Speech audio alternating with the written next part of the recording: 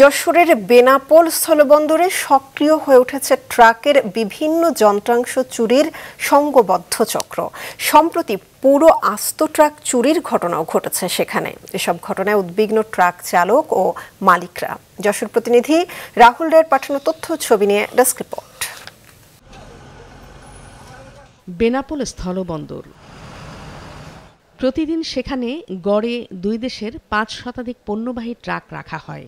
Terminal ছাড়াও যশোর বেনাপোল মহাসড়ক, bypass, আমদানি গেট সড়ক সহ বিভিন্ন স্থানে ছড়িয়ে থাকে সেগুলো। সেসব ট্রাক থেকে ব্যাটারি, লাইট সহ যন্ত্রাংশ চুরির ঘটনা ঘটছে বন্দরে। এতে বড় ধরনের ক্ষতির মুখে পড়তে হয় মালিক ও চালকদের। ভারত থেকে আমদানিকৃত পণ্যবাহী যে সমস্ত ট্রাক আসে, এ সমস্ত পণ্যবাহী ট্রাক থেকে ব্যাটারি চুরি, আমদানিকৃত পণ্য চুরি, এ ধরনের ঘটনা তো প্রতিনিয়ত ঘটছেই। পার্কিং থেকে বা যেখানেই থাকে এই বন্দর থেকে লাইট চুরি হয়ে যায় বা ব্যাটারি চুরি হয়ে যায়। সম্প্রতি কাস্টমস হাউসের সামনে থেকে পুরো একটি ট্রাক চুরির ঘটনা ঘটেছে। পরে মাছরাঙা টেলিভিশন, পুলিশ ও গোয়েন্দা পুলিশের সাঁড়াশি তৎপরতায় প্রায় ২ সপ্তাহ পর মোংলা বন্দরে পাওয়া যায় সেটি। আমরা রাত ২টা পর্যন্ত গাড়ি দেখছি, মার্কেটে জাগনা ছিলাম, পরে রাত্রে আমি ঘুমাতে চলে গেছি, সকালে এসে দেখি গাড়ি নাই। এখানে মালামাল পরিবহন করতে এসে যদি পুরো একটা ট্রাক গায়েব হয়ে যায়, আমরা সাধারণ যে মানুষ আছি যারা ট্রাকে ব্যবসা করি, আমরা কিভাবে চলতে পারি? আমরা গাড়ি ফেরত পাওয়ার পিছনে মাছরাঙা টেলিভিশন, ডিপি, তারপরে বন্দর থানার ওসি, তারা সবাই আমাকে হেল্প করছে।